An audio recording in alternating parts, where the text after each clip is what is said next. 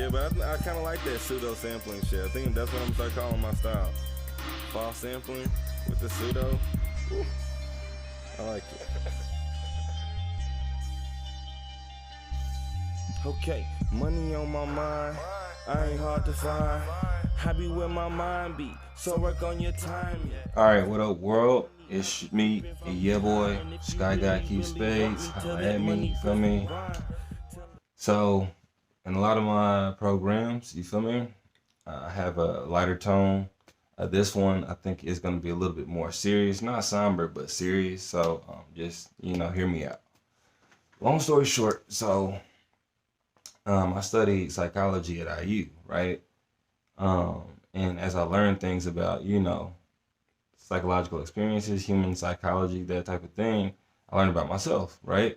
Like, oh, we do that? Oh, I guess I do that. You know what I mean? Like, as you learn about yourself, obviously, you learn the mistakes that you tend to make. And, as you grow, you try to fix those more and more. With that being said, I realized that's kind of giving me an advantage in a lot of ways to a lot of people. And I wanted to share that information with other people, right? So today's episode of Greetings, High Conversations, we're going to talk about environmental threat perception, okay? So the first time I heard about this phenomenon, basically, it was a scientist, he was a black scientist back in the day, like back when, what I'm saying, it was crazy for a black dude to be going to any kind of college, but like he was going to one of the top ones, And as he's going through college, he's having these experiences, and he goes through flying colors, graduates, all this stuff, and he goes back and he starts doing research on basically the things he went through in college, and finds out like this is a human thing, right?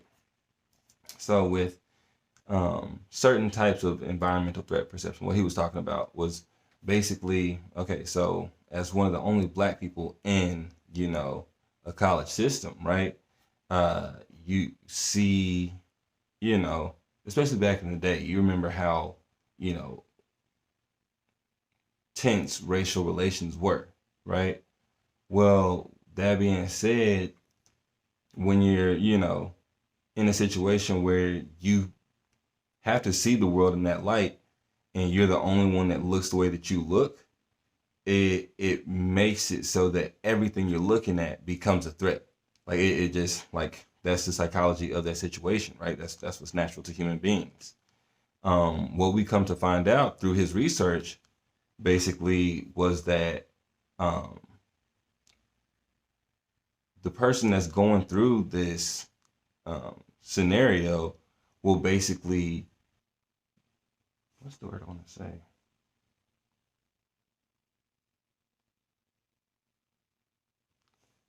Will basically take a certain amount of their brain activity and focus on this threat. Like as everybody who's watching this knows,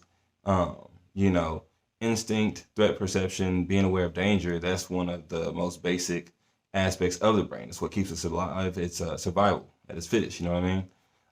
So it's a very important thing whenever we do sense danger.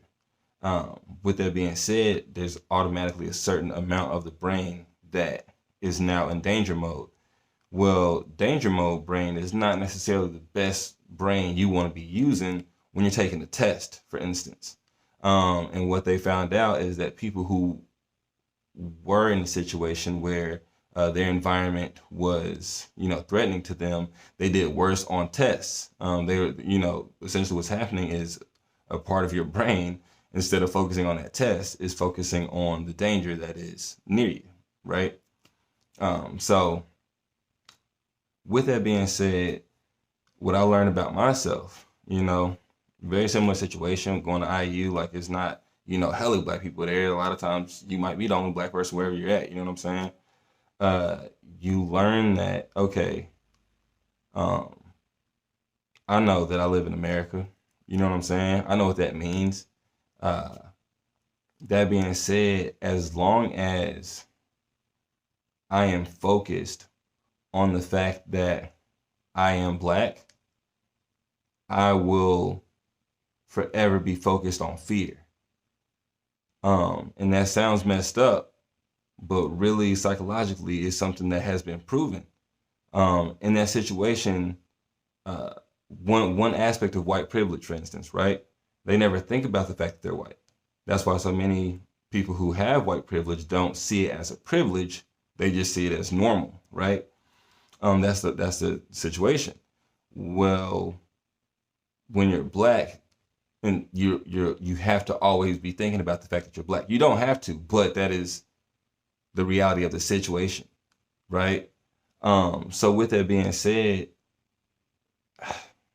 the notion that I want to pass on to people, like I said, what I realized about myself was that a certain amount of my brain was always focused on that, and by not having to hold on to that, there was a certain amount of my brain I was able to open up to newer possibilities, and you know, seeing where there were threats before, I then became capable of seeing where there were opportunities now. And that type of growth is something that I wanted to share. I think another way to kind of say it, to make it more concrete for, you know, more people. So like, I'll just give you an example, right? So me personally, I have been beat up by the cops before, right?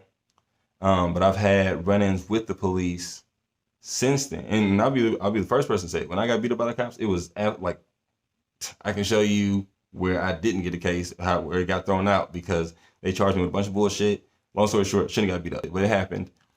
And when that happened, it was super easy for me to see like the racial motivations behind it, you know?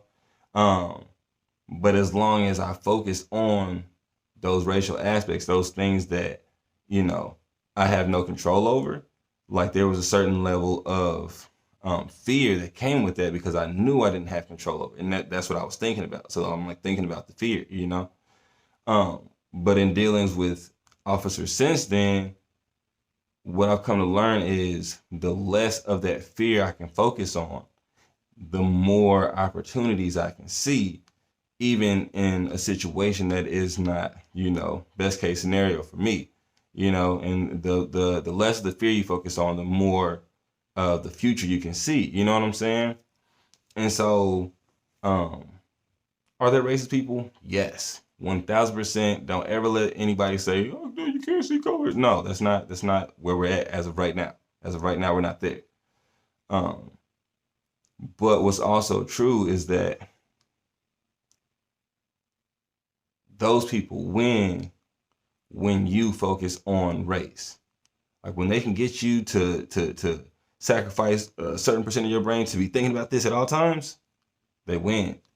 That's how they get you. You know what I'm saying? So the point that I'm making is that,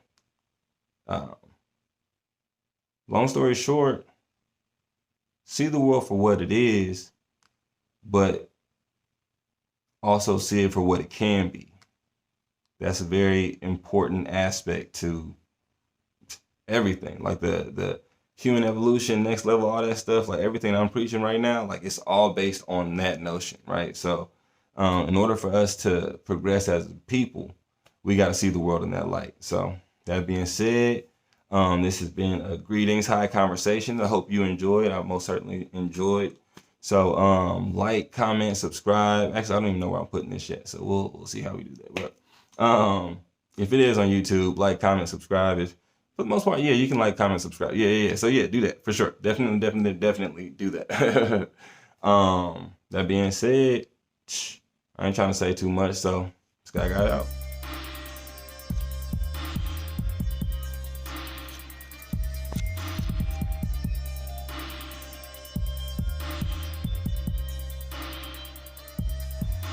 Yeah, but I kind of like that pseudo sampling shit. I think that's what I'm gonna start calling my style. False sampling with the pseudo. Woo. I like it. Okay, money on my mind. I ain't hard to find. I be where my mind be. So work on your time. Yeah.